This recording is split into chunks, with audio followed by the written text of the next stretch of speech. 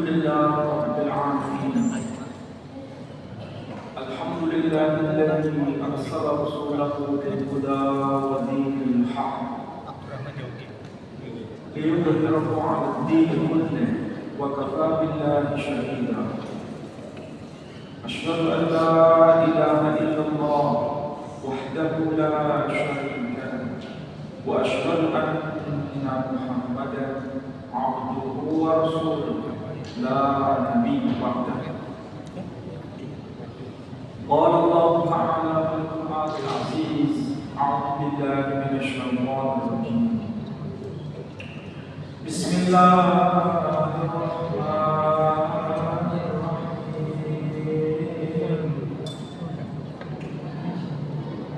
سبحان الذي أسرى بعبده ليلا.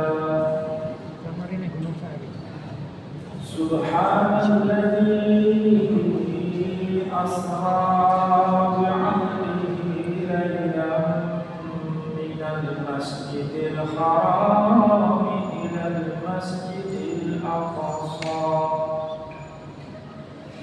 الذي باركنا حوله لنريه من آياتنا إنه هو السميع البصير.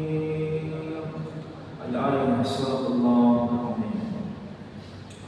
Saudara-saudara, Bapak Ibu sekalian yang saya hormati, alhamdulillah pada waktu petang ini, setelah kita menunaikan salat maghrib berjamaah, kita bisa lanjutkan thalabul ilm, mentadabbur ayat-ayat Allah. Mudah-mudahan kebersamaan kita semua mendapat maghfirah dan rahmat dari Allah Subhanahu wa taala. Bapak Ibu sekalian, sebelum saya uraikan pembahasan kita pada petang ini, saya ingin memberikan pengantar kepada Bapak Ibu semua bahwa Al-Quran Al-Karim sebagai kitab suci yang paling akhir yang Allah sampaikan kepada umat manusia bukanlah sesuatu yang sifatnya asing bagi siapapun.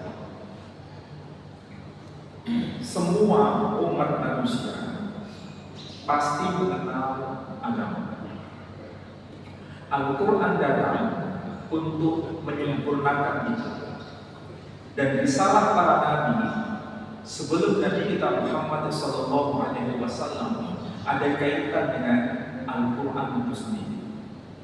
Nah, kalau kita sudah paham mengenai grand design dari Allah Subhanahu wa taala, mari kita bahas pada ayat yang pertama dari surah ke-17. Surah ke-17 ini ada sesuatu yang penting kita pahami. Setiap surah dalam Al-Quran itu pasti memiliki nama yang khusus. Nama-nama yang tercantum di dalam setiap surah itu bukan hasil ijtihad para ulama, tapi nama-nama yang termaktub di dalam Al-Quran sebagai nama surah itu semua berasal dari lisan Nabi kita Muhammad SAW. Kalau kita bertanya, apakah nama surah Al-Baqarah itu berasal dari petunjuk Nabi? Jawabannya iya. Mengapa nama surahnya disebut surah Ali Imran? Apakah itu ada petunjuk dari Nabi? Jawabannya iya. Semua nama surah yang tercantum dalam Al-Quran itu berasal dari petunjuk Nabi SAW. Kalau kita cermati surah urutan yang ke-17, itu namanya kita kenal dengan sebutan surah Al-Isra. Selain disebut dengan nama surah Al-Isra, surah ini juga dikenal dengan nama surah Bani Israil. Jadi surah ini punya dua nama, surah Al-Isra dan surah Bani Israil. Kenapa nama surah ini memiliki dua nama? Karena di antara dua nama ini ada keterkaitan satu dengan yang lain. Disebut surah Al-Isra karena ada ungkapan kata asra. Disebut surah Bani Israil karena ada ungkapan kata asra. Jadi ini sebetulnya ada keterkaitan satu dengan yang lain. Kalau disebut surah Bani Israil, berarti ini sedang bicara kepada bangsa Israel dan mereka diutus para nabi. Sedangkan disebut dengan nama surah Al-Isra karena ini memperjalankan hambanya sebagai khataman nabiyyin, penutup para nabi yang berasal dari kalangan Bani Ismail. Jadi ada keterkaitan di antara dua nama itu. Saya ulangi lagi, disebut Bani Ismail karena bangsa Israel atau Bani Israel diutus banyak nabi sebelum Nabi kita Muhammad SAW. Sedangkan disebut surah Al-Isra karena Allah memperjalankan hambanya sebagai khataman nabiyyin, penutup para nabi yang berasal dari Bani Ismail. Kira-kira saya terlalu cepat tidak? Mudah-mudahan bisa dipahami. Saya khawatir ini barsnya terlalu tinggi, tapi enggak ya. Itu dari sisi nama. Kemudian kita coba memahami ayat ini. Ketika Allah berkata, Subhanalladzi, Maha Suci Dia, yang jadi yang dimaksud di sini adalah Allah Tabaraka wa Ta'ala yang disebut dengan yang Maha Suci. Maha Suci Dia, Subhan, itu adalah ungkapan untuk menafikan segala sesuatu yang tidak layak di hadapan Allah, dan semua kekuasaan Allah hanya mutlak bagi Dia. Itulah sebabnya disebut Subhan, Maha Suci Dia, Asra, yang telah memperjalankan. Bahasa Arab itu beda dengan bahasa kita. Kalau kita sebut mengadakan perjalanan, kira-kira waktunya itu pagi, siang, atau malam?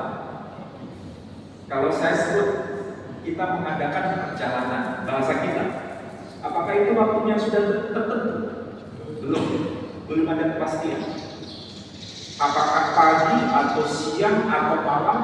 Kita menggunakan istilah yang sama, mengadakan perjalanan atau mengadakan traveling. Tapi kalau dalam bahasa Quran, bahasa Arab, istilah asra itu perjalanan di waktu malam. Sudah pasti, timingnya jelas, waktu malam. Itulah sebabnya ayat ini menggunakan ungkapan asra. Dia yang Maha Suci memperjalankan hambanya di waktu malam. Makanya di sini diikuti dengan ungkapan bi'abdihi, kepada hambanya. Abdul dalam bahasa Arab itu mencakup dua aspek. Satu, aspek ruhaniyah. Dua, aspek jasadiyah. Jadi ruh dan jasad. Itu kalau disebut abdul. Di ayat ini ada penambahan istilah. Selain ada ungkapan asra, juga ada ungkapan lain. Padahal asra itu perjalanan di waktu malam. Tapi kenapa ada ungkapan tambahan laila? Bukankah makna laila itu malam? Tapi kenapa ada ungkapan itu? Untuk mempertegas ini bukan keseluruhan waktu malam, tapi sebagian kecil dari malam yang dimaksud. Jadi kalau ini detail sekali ungkapan Allah Subhanahu wa Ta'ala ketika menginformasikan mengenai asra, perjalanan. Yang menjadi penting bagi kita, kalau sudah bicara soal Isra Mi'raj itu biasanya yang dibicarakan adalah soal sholat, ya kan? Saya tidak akan bicara itu. Saya akan bicara lebih khusus lagi di sini. Kenapa Allah Subhanahu wa Ta'ala memperjalankan hambanya itu dari Masjidil Haram ke Masjidil Aqsa? Kenapa tidak memperjalankan hambanya minal Masjidil Aqsa ila Masjidil Haram? Kenapa harus dimulai dari Masjidil Haram? Kenapa bukan dimulai dari Masjidil Aqsa? Apa yang menjadi latar belakang? Dan apa yang menjadi sebab? Dan apa yang menjadi tujuan? Tidak mungkin Al-Quran ini sia-sia meletakkan urutan surah di dalam Al-Quran. Tidak mungkin Allah meletakkan susunan ayat demi ayat secara tertib. Dan tidak mungkin Allah berbicara kepada hambanya tanpa makna antara tertib satu kata dengan kata yang lain. Semua itu pasti mengandung pesan. Tadi misalnya imam kita membaca surah yang kita bisa baca itu, kalau tidak clear, dari surah Ali Imran, kalau tidak salah. Inna mathala Isa indallahi kamathali Adam khalaqahu min turab thumma qala lahu kun fayakun. Di situ digunakan dua kata, tapi dua kata ini seandainya dihilangkan satu tidak mengurangi makna. Misalnya, kenapa Allah tidak berkata Inna mathala Isa indallahi ka'adam khalaqahu min turab thumma qala lahu kun fayakun. Kata mathal dihilangkan satu, tidak mengurangi makna sebetulnya. Tapi kenapa Allah meletakkan satu kata dua kali? Karena Allah ini sengaja mau menjaga keseimbangan. Saya kasih bocoran di ayat itu. Inna mathala Isa indallahi kamathali Adam khalaqahu min turab thumma qala lahu kun fayakun. Itu kalau hitung katanya 7 kata sebelum khalaqahu dan 7 kata setelah khalaqahu. Itu begini. Jangan terlalu tegang. Lihat Quran, tapi saya lihat di sini karena sudah hafid semua, jadi nggak pegang Quran. Lihat itu nanti ya, periksa di Quran. Saya tidak fokus ke sana nanti suatu saat. Saya hanya fokus di sini. Minal Masjidil Haram ilal Masjidil Aqsa. Kenapa tidak dibalik? Karena di sini mengandung pesan. Pesannya apa? Al-Masjidil Haram, tidak ada para ulama yang berselisih paham mengenai ayat ini. Mulai dari tafsir zaman klasik sampai tafsir zaman modern, itu semua sepakat satu suara bahwa yang dimaksud Masjidil Haram itu adalah masjid yang ada di Makkah. Tidak ada perselisihan. Jadi Masjidil Haram itu adanya di Makkah. Dan kalau disebut Makkah, itu konteksnya selalu kita hafal surahnya, bagian surah ke-30. Surahnya pasti sering kita hafal. Cuma kadang-kadang kita tidak tahu apa itu surahnya. Bismillahirrahmanirrahim. Wat-tin waz-zaitun. Kemudian wat-tur-sinin wa hadzal baladil amin. Jadi yang dimaksud wa hadzal baladil amin, dan negeri yang aman ini, itu yang dimaksud adalah Al-Baitul Haram. Disitulah ada kota Makkah. Jadi di situ ada rumah Allah, di situ ada keamanan, di situ ada Baitullah. Allah merancang di situ sebagai baladan amin. Kalau begitu, antara rumah Allah dengan kawasan yang penuh kedamaian itu adalah Grand Design. Dan siapa yang membangun itu? Abdul Anbiya. Siapa Abdul Anbiya? Ibrahim. Nah, saksi bocor. Pertanyaannya, apakah Ibrahim alaihissalam itu hanya milik kita? Bukan. Dia milik semua, baik mereka yang beriman maupun yang tidak beriman kepada risalah Nabi kita Muhammad sallallahu alaihi wasallam. Di dalam Al-Quran ini, nama Ibrahim itu boleh dibaca dengan dua cara. Kalau misalnya saya baca begini, Bismillahirrahmanirrahim. Wa idh yarfa'u Ibrahimul qawa'ida minal baiti wa Ismail Rabbana taqabbal minna innaka antas samiul alim. Saya baca Ibrahim. Kira-kira bacaan saya ini benar atau salah?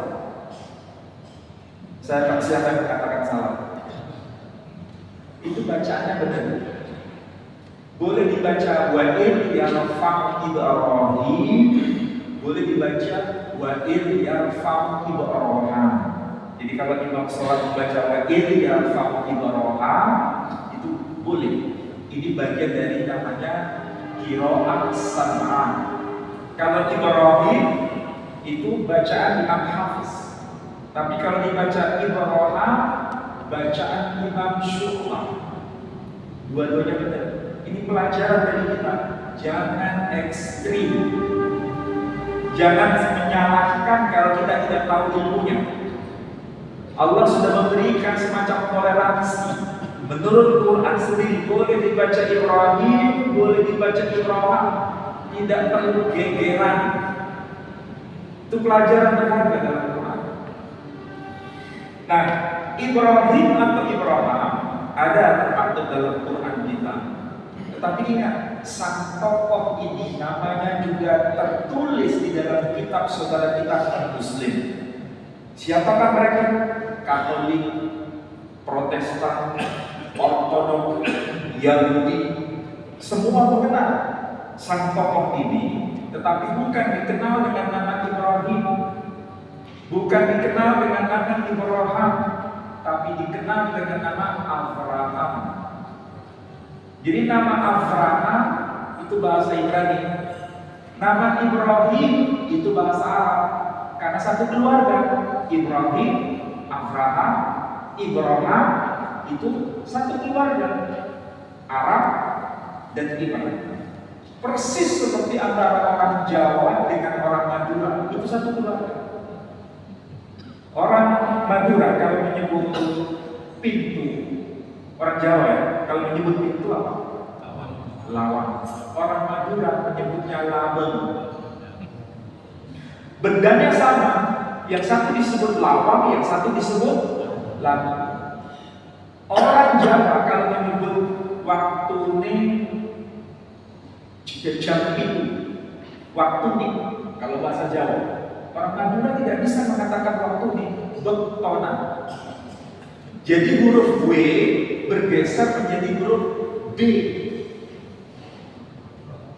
Bawah, orang Jawa mengatakan bawah. Orang Madura mengatakan bebe. Betul nggak? Berarti antara orang Jawa dengan Madura itu satu keluarga. Sama seperti Bani Israel dengan Bani Ismail itu satu keluarga, nenek moyangnya sama, maka bahasanya ini. Kalau bahasa kita, bahasa Arab itu Ibrahim dan Ibrahim. Mereka menyebutnya Abraham. Sekaligus disebutnya dengan nama Abraham. Disinilah ada keterkaitan Ibrahim, Ibrahim, Abraham, dan Abraham. Ada satu lagi agama yang mengenal tokoh ini, yakni agama Hindu.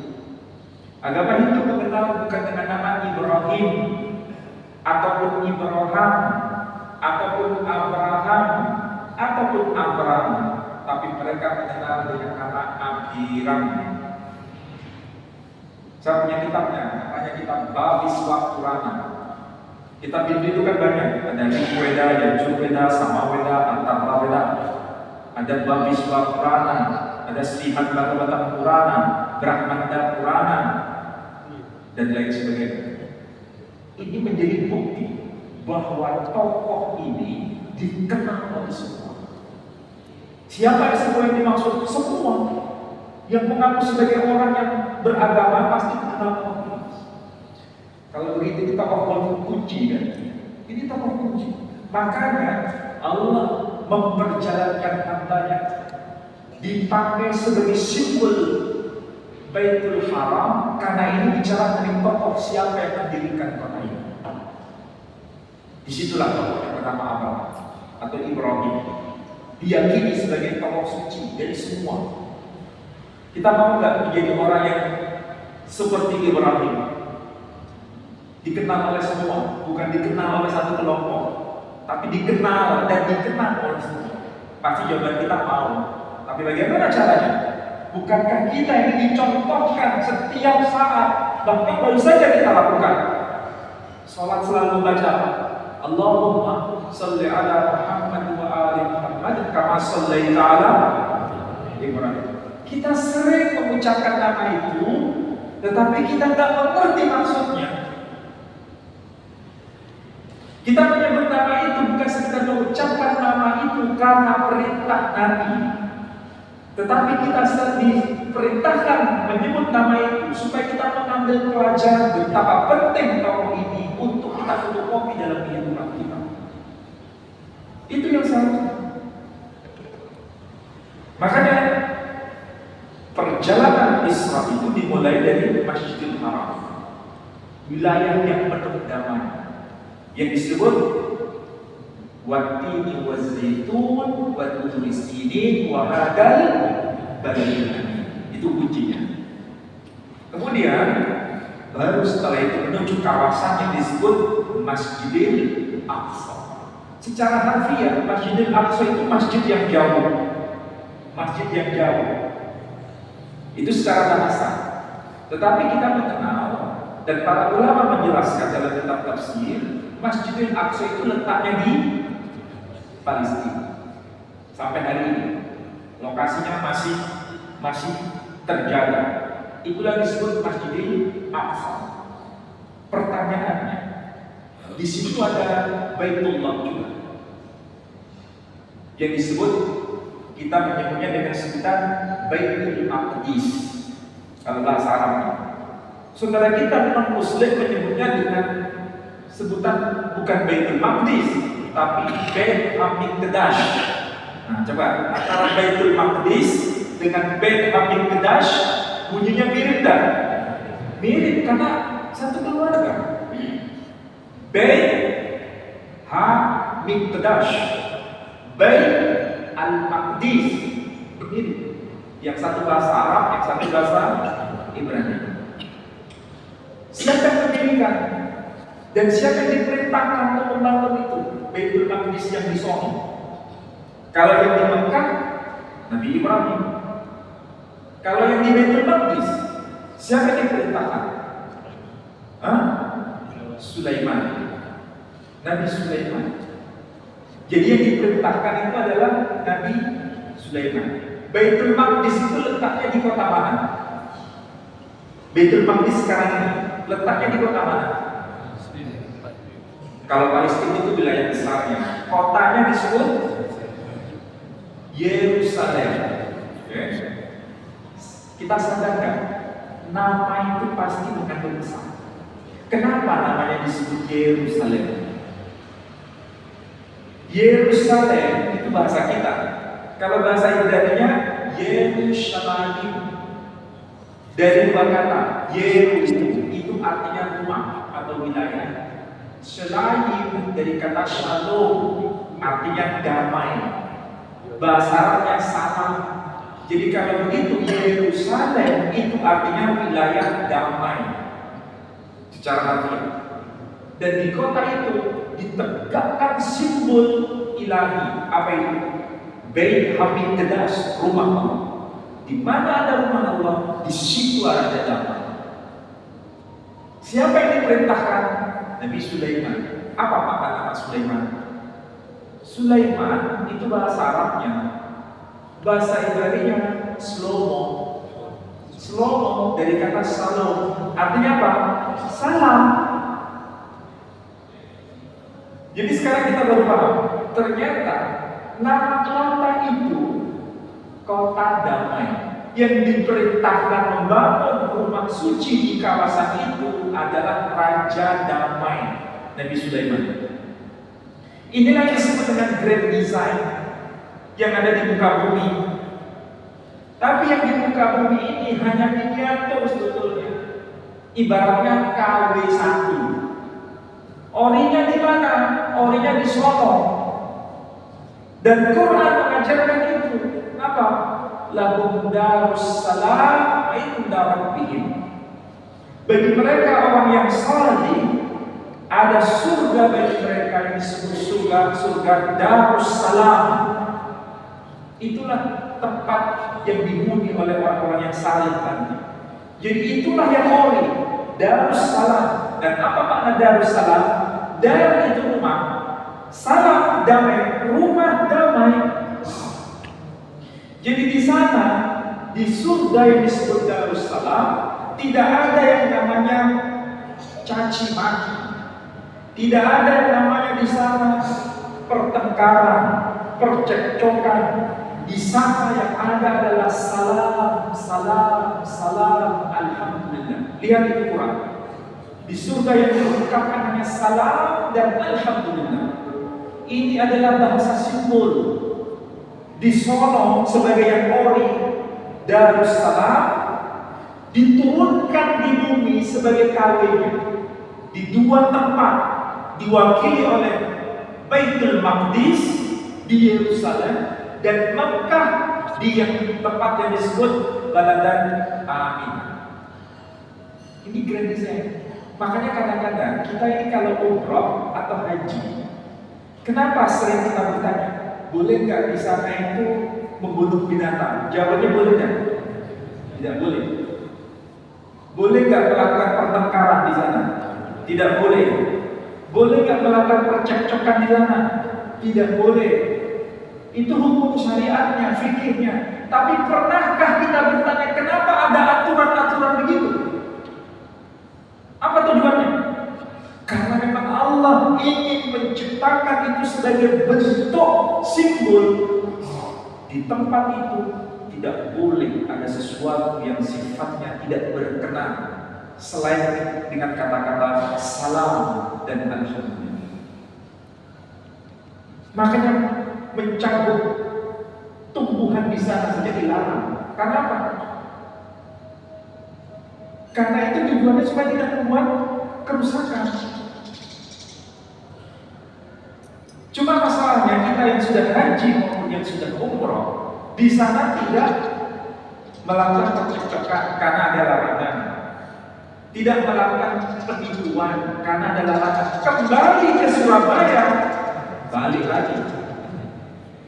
Padahal seharusnya yang ori di sana itu difotokopi di bumi supaya kita bisa mengikuti suasana surgawi. Setelah kita pulang dari Makkah kembali ke Surabaya, memfotokopi Makkah di sini. Itu tujuannya sebetulnya. Cuma kita selama ini hanya terjebak pada persoalan halal, haram, makruh, mubah. Terus apa lagi? Ya hanya itu aja. Tidak sampai pada substansi. Dan hal seperti ini sudah dikredibilkan dari Allah Subhanahu wa Ta'ala. Jadi ibaratnya Makkah dan Yerusalem itu fotokopi yang ada di Solo. Apa yang ada di Yerusalem dan di Makkah harus difotokopi dimanapun kita berada. Itu tujuannya. Makanya kadang-kadang kalau kita ini diskusi, saya akan sering terlibat pada diskusi lintas agama. Ketika saya bicara apakah ini hanya ada di dalam Quran, saya jawab tidak. Saudara sendiri mesti paham. Mesti saya bicara begini. Bukankah setiap hari Minggu saudara diajarkan untuk membaca doa yang pasti dibaca? Apa itu? Doa bahasa Indonesia ini. Bapa kami yang di surga, dikuduskanlah namamu, jadilah kehendakmu di bumi seperti di surga. Kalau bahasa aslinya nggak begitu, itu kan terjemahannya. Kalau bahasa aslinya mirip dengan bahasa Arab. Afiqus syana'i, Kalau bahasa Arabnya apa? Samawat. Sama kan? Afimu syabashami yikades syekha. Dikuduskanlah namamu. Syekha. Bahasa Arabnya ismuka. Mirip tak? Mirip. Jadi kalau kita memahami agama substansial, itu kita akan mendapatkan ruhnya. Bukan sesuatu yang remeh-temeh yang sekarang dipertentangkan. Apa yang dipertentangkan yang remeh-temeh? Gegeran soal apa? Contohnya, ketika bertahiyat itu diam atau bergerak, ya kan? Kalau bergerak, bergeraknya itu dari kiri atau ke kanan, dari atas atau ke bawah, itu aja yang diperdebatkan. Ini bukan substansi, ini hanya casing. Kita sibuk dengan casing, tapi tidak sibuk dengan substansi. Memang kaji kita agak beda, karena kita harus memahami dari sesuatu yang sifatnya ruhi di situ. Nah, bahasa aslinya abimu syabashami yikades sebiha tavumal khutiha, datanglah kerajaanmu. Tavumal khutiha yi'atsir sotiha ka'asyar bashami gambarat. Jadilah kehendakmu di bumi seperti di surga. Kira-kira sama nggak dengan Al-Quran ini? Sama, karena maunya Allah yang ada di sono difotokopi di sini. Kehendak yang ada di sono harus terwujud di sini. Cuma masalahnya manusia itu karena bebal, apa yang ada sebagai bentuk aturan-aturan Tuhan, aturan Allah, tidak diikuti. Gak usah jauh-jauh, sambil contoh sederhana. Di dalam Quran boleh nggak mencuri? Boleh nggak? Tidak boleh. Kalau ada orang non-Muslim yang di dalam Quran, ya jelas kan? Qul ya ayyuhal kafirun. Jadi orang yang belum menjadi Muslim disebut al-kafirun. Artinya tidak beriman dengan Quran. Tapi kalau kita tanya, apakah di dalam kitab mereka masing-masing, mau Hindu kitab Rigveda, mau Buddha kitab Dhammapada, mau Konghucu kitab Tao Te Ching, mau Taurat kitabnya orang Yahudi, apakah ada perintah boleh mencuri? Tidak. Kalau seandainya baik mereka yang beriman maupun yang tidak beriman berpegang pada kitab masing-masing itu dengan sepenuhnya, kira-kira kejahatan itu ada atau tidak? Tidak akan ada. Tapi yang bermasalah, ketika ada orang yang mengaku sebagai Muslim, beriman pada risalah Nabi kita Muhammad Sallallahu Alaihi Wasallam, yang sekarang itu dia menjadi sempurna, dilarang melakukan pencurian, toh tetap dia melakukan korupsi. Kira-kira orang seperti ini layak hidup? Bahkan menggunakan dalil agama sebagai tujuan, sebagai kamuflase. Contoh sederhana apa? Adakah hadis yang mengatakan umroh satu dengan umroh berikutnya itu akan menghapus dosa? Betul atau tidak? Iya, hadisnya sahih. Tapi karena manusia itu beban, hadis itu dipakai, tapi dalam rangka untuk menipu Tuhan. Apa itu? Dia korupsi satunya. Dia ambil 100 juta paling mahal untuk umroh. Dia masih untung berapa? Bisa kasih contoh yang sederhana. Ini manusia berbal, sudah tahu itu kebenaran, tapi dia manipulasi. Coba ya, seharusnya agama ini menjadi panduan.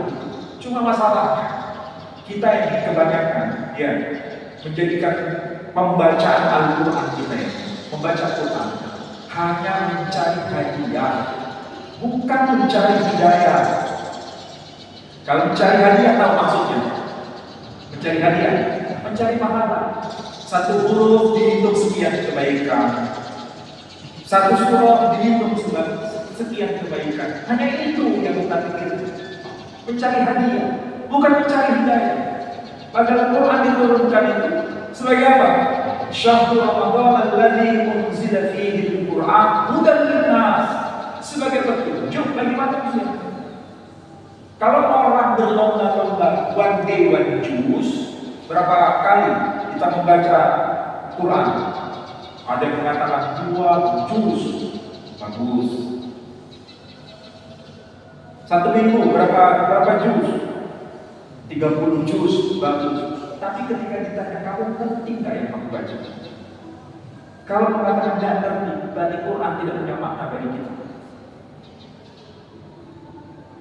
Seharusnya kita mulai sadar diri bahwa cara beragama kita ini memang harus dibenahi mulai sekarang. Bukan sibuk dalam hal-hal yang kesek tadi, tapi seharusnya bagaimana hati kita terpaut dengan Allah Subhanahu wa Ta'ala. Makanya Allah memperjalankan namanya dari Makkah menuju mana? Al-Aqsa. Itu tertib sebetulnya. Ada ketertiban karena bangunan yang pertama kali ditegakkan di muka bumi dia di Masjidil Haram. Quran mengatakan apa? Inna awwala baitin wudi'a lin-nas alladzi bi Makkah. Sesungguhnya bangunan suci yang ditegakkan pertama kali di muka bumi ini yang ada di Makkah. Makanya harus dimulai dari situ. Karena dari situlah peradaban dibangun.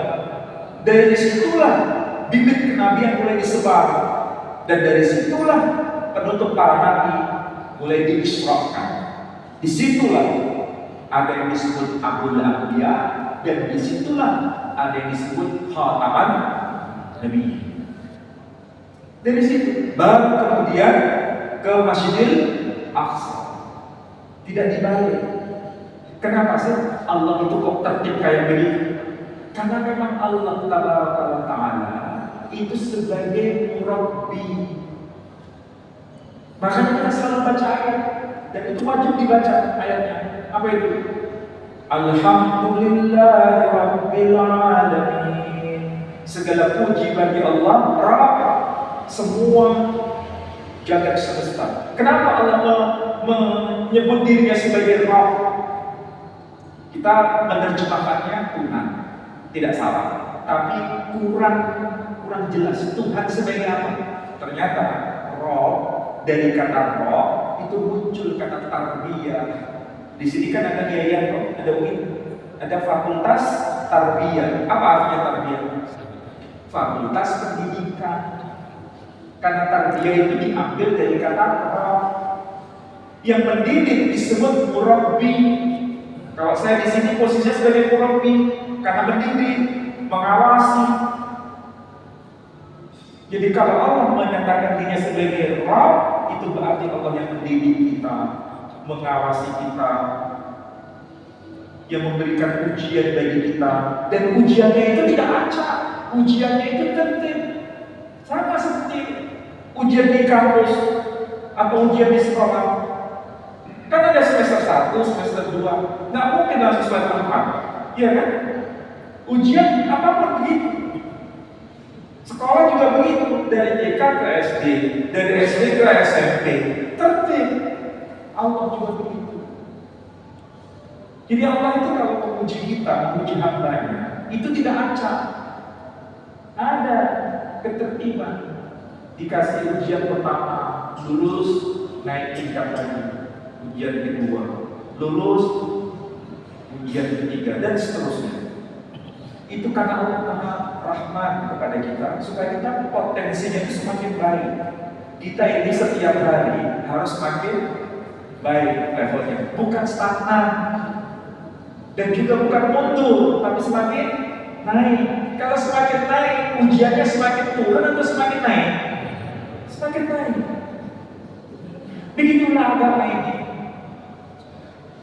Makanya oleh-oleh dari Isra Mi'raj itu apa? Sholat itu. Pertanyaannya sekarang, sholat kita bagaimana? Sholat kita ini apakah sekedar gugur kewajiban, atau memang merupakan sebuah kebutuhan, atau itu merupakan sebuah bentuk dialog komunikasi kita dengan Allah Subhanahu wa Ta'ala? Makanya sholat kita ini levelnya macam-macam kan? Ada yang sekedar gugur kewajiban, Kalau gugur kewajiban, ya secara syariat bermasalah enggak? Secara syariat enggak bermasalah. Yang penting syarat-syaratnya sudah oke, berwudu dan sebagainya. Tapi apakah cukup di situ? Enggak. Semua ada tingkatan. Makanya sholat itu bukan sekedar gugur kewajiban, tapi bagaimana ada intensitas komunikasi kita dengan Allah Subhanahu wa taala. Hal yang mendasar, sudahkah kita paham yang kita baca? Sementara sebagian besar kita ketika kalau membaca Alhamdulillahirabbil alamin, itu lisan kita ngomong begitu, tapi pikiran kita kemana-mana. Betul kan? Apakah itu makna sholat seperti itu? Itu tidak akan punya bekas. Ketika kita mengucapkan Ar-Rahmanir-Rahim, yang dibayangkan pintu belum ditutup. Maliki Yaumiddin, ibu-ibu itu pikiran kemana? Kompor belum dimatikan. Berarti antara yang diucapkan dengan pikiran dan nyambung. Coba bayangkan kalau kita komunikasi dengan orang yang kita hormati, sementara kita ngomong dan bahasa tubuh kita itu tidak fokus, kira-kira orang itu merasa dilecehkan nggak? Ini yang sedang kita hadapi bukan orang sembarangan. Ini yang sedang kita hadapi adalah Dia yang menciptakan segala semesta ini, Allah Tabaraka wa Ta'ala. Itulah seharusnya kita coba perbaiki diri melalui pembacaan ayat ini. Bukan sekedar mengisahkan bagaimana Nabi Isra Mi'raj, sudah banyak yang mengisahkan, sudah cukup. Bagaimana substansi makna ini kita bisa paham. Jadi tolong kita ini mencoba mawas diri, memperbaiki diri, agar kualitas iman kita, kualitas interaksi kita dengan Quran itu benar-benar menjadi, bukan sekedar rutinitas. Bulan depan kita sudah masuk bulan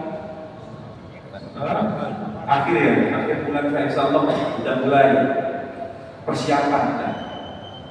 Sudahkah kita mulai mencoba? Itu adalah tarbiyah sebetulnya, cara Allah mentarbiyah kita.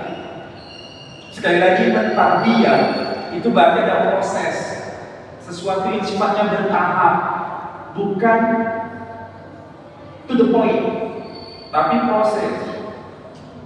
Makanya kalau kita mengambil pelajaran berharga itu, kualitas kita menjadi bagus. Contoh sederhana, kalau di bulan Ramadan jam 5 sore, kalau saya minum, kira-kira saya lari atau tidak? Minum. Jawaban kita kebanyakan apa? Belum. Batal, ya kan? Hanya sekedar itu, oh batal. Pikiran kita hanya fokus pada soal hukum. Padahal yang dipikirkan seharusnya bukan sekedar itu. Ketika kita mau menyentuh yang halal, ini halal, bukan haram. Ketika kita mau menyentuh, belum waktunya. Yang kita pikirkan adalah, apakah Allah mengawasi saya? Apakah Allah senang dengan tindakan saya? Itu yang seharusnya dipikirkan. Bukan karena takut dilihat oleh manusia, bukan karena takut dinilai oleh manusia, tapi bagaimana kita merasa dalam pengawasan Allah. Coba bayangkan, kalau spirit puasa itu kita terapkan dalam setiap pribadi kita yang menjadi manusia, kira-kira kejahatan itu ada tidak? Nihil. Jadi kalau ada orang puasa tapi masih korupsi, ada orang puasa tapi zalim, ada orang puasa tapi masih menyinggung perasaan orang, berarti puasanya itu mabrur atau gagal? Puasanya itu mabrur atau mabur? Kita sendiri harus paham itu. Makanya memang mengaji itu penting, karena memang mengaji itu bukan sekedar membaca, tapi memahami. Dan kalau sudah memahami, melakukan. Dan kalau sudah melakukan, mengajarkan. Terus begitu siklusnya. Jadi sekali lagi, ini adalah grand design dari Allah. Namanya grand design, itu berarti apa yang ada di alam malakut yang situasinya kayak begitu harus terwujud di muka bumi dan ada miniaturnya. Kita diperintahkan di Masjidil Haram. Orang Yahudi sampai sekarang itu di Beit Hamikdash, di tembok ratapan itu sampai sekarang. Tapi karena manusia itu bebal, grand design itu tidak punya makna. Kenapa? Masih cekcok terus, masih terjadi pertengkaran terus, masih terjadi sengketa terus. Wallahu a'lam kapan itu berselesai. Tapi belum pada momen yang tepat. Mudah-mudahan yang saya sampaikan ini bermanfaat bagi Bapak Ibu sekalian. Kalau ada yang mau tanya, silakan. Ada? Yang dibangun Sulaiman itu di Masjidil Aqsa itu, apakah orang katakan itu, apakah Masjidil Aqsa-nya, ataukah yang lain?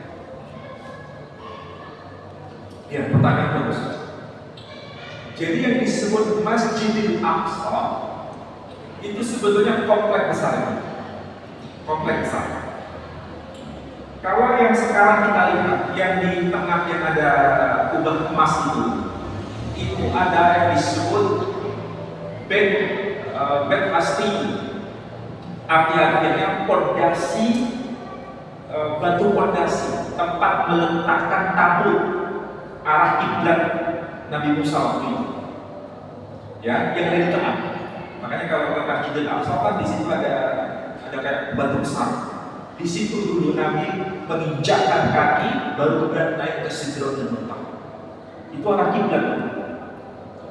Orang Yahudi sampai sekarang kalau sembahnya, kalau sholat yang menghadap ke situ, cuma tidak berani masuk ke situ karena ini tempat paling suci wilayah itu. Maka dia bilang berada di bawah tembok. Tapi arah wajahnya menghadap ke situ. Nah, dan tembok itu di mana ya? Di Allahu Akbar,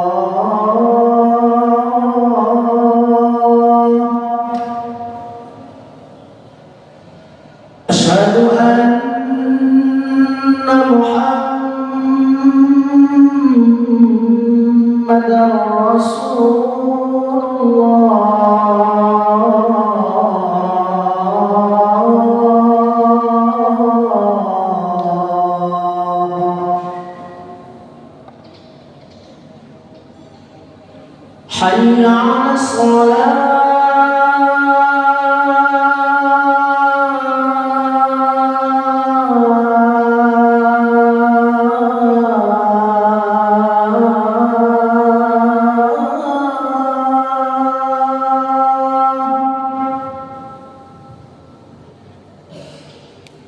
حي على الصلاة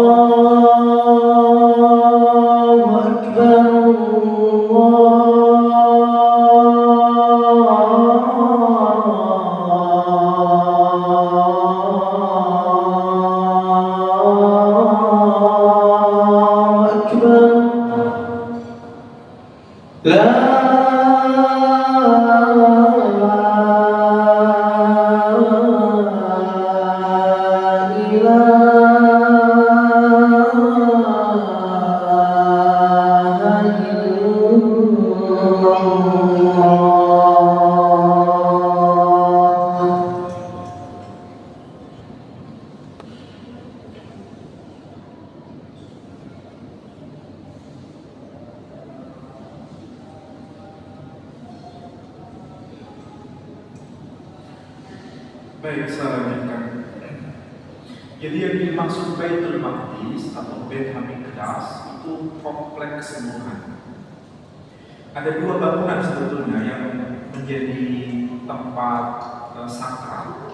Yang pertama yang di bagian tengah yang ada warna emas itu adalah tempat pijakan Nabi ketika Mi'raj. Dan di tempat itu dulu diletakkan namanya tabut. Tabut itu alat sembahyang orang-orang Yahudi. Sampai hari ini memang sudah hilang. Tapi meskipun hilang, tetap alat sembahyang masih tetap di situ. Dan di tempat itu juga dulu Nabi Yakub melihat bagaimana para malaikat naik turun dari atas ke bawah ke lokasi itu dalam tradisi Yahudi. Ya. Ini bukan tradisi Islam, tapi tradisi Yahudi. Artinya tempat itu sama-sama dianggap sakral baik oleh Muslim maupun pihak Yahudi. Makanya sampai sekarang itu menjadi tempat yang sangat istimewa. Sedangkan yang di sebelah pojok yang agak perak-perakan akibatnya itu namanya disebut Masjidil Aqsa. Namanya, tapi sebetulnya kompleknya ini semua. Hanya nama itu diabadikan di sini. Ini yang bangun siapa? Dulu masjid itu kecil, yang bangun adalah Sayyid Umar bin Khattab yang bangun, tapi tetap di lokasi. Jadi sebetulnya itu lokasi yang luas. Nah, orang Yahudi hanya sembahyang menghadap ke sini, tapi dari sini, dari balik tembok, tidak bisa masuk ke sini. Dan di tempat ini juga ada tempat yang namanya meletakkan buruknya Nabi sebelum Mi'raj di sini. Ada tandanya, tanda tempat mengikatkan buruk ada di sini. Yang umrah pernah nggak sampai ke sini? Yang umrah plus Yerusalem ya? Sampai ke lokasi ini. Kalau masuk ke lokasi sini, jangankan di dalam, masuk ke lokasi di sini, itu ada aturan yang berbeda. Bagi perempuan wajib menggunakan penutup kepala. Kalau tidak, itu sama dengan menajiskan tempat suci. Jadi orang Yahudi itu perempuan sama dengan kita harus pakai penutup kepala. Jilbab lah kalau bahasa. Itu sebetulnya syariat universal. Yang Nasrani juga begitu kan. Cuma hanya suster saja yang masyarakat umum tidak menggunakan. Jadi yang dimaksud lokasi luas. Saya kira demikian. Mudah-mudahan nanti jadi orang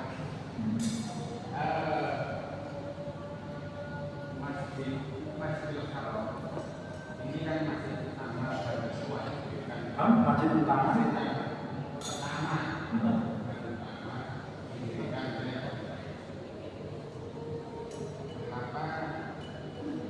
kenapa kalau ini masjid pertama dan utama bagi umat Islam?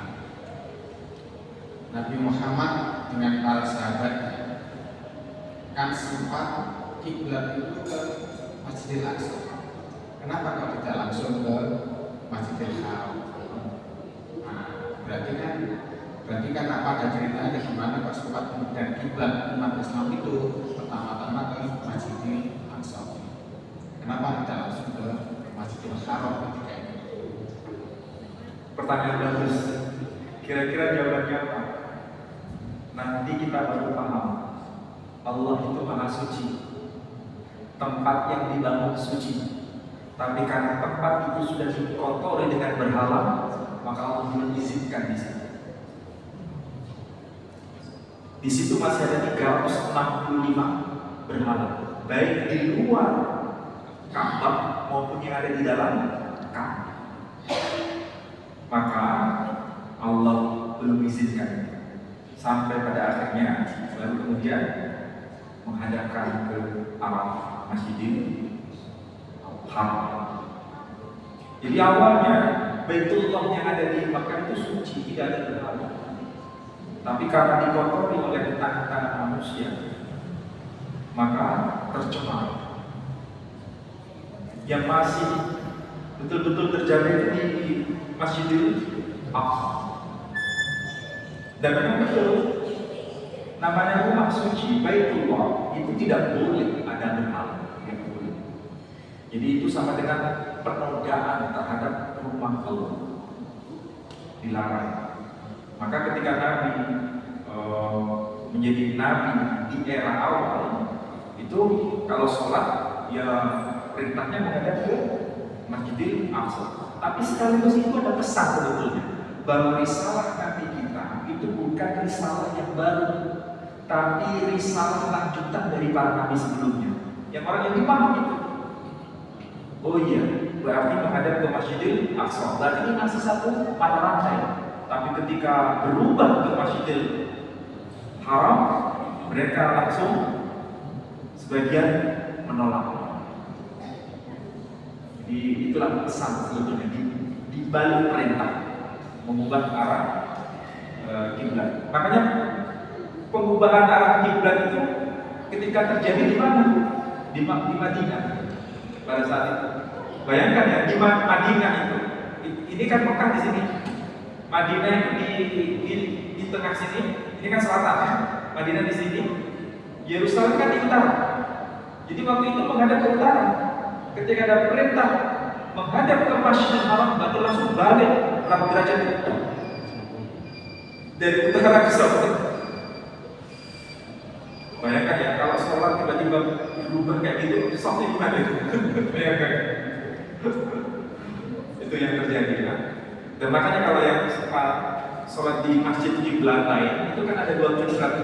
Kalau di Indonesia kan begini, inilah kiblat umat Islam yang pertama, itu menghadap ke utara. Tapi kita nggak boleh menghadap itu lagi, tapi menghadap ke selatan. Di situ ada mihrab lagi. Ada dua mihrab, ke utara dan selatan. Yang utara ditutup, tapi di situ ada tandanya. Ini kiblat dulu yang awal. Saya kira demikian ya. Saya akhiri dengan doa untuk majelis. Subhanallah wa bihamdihi, asyhadu an la ilaha illa anta, astaghfirullah. Wassalamualaikum warahmatullahi wabarakatuh.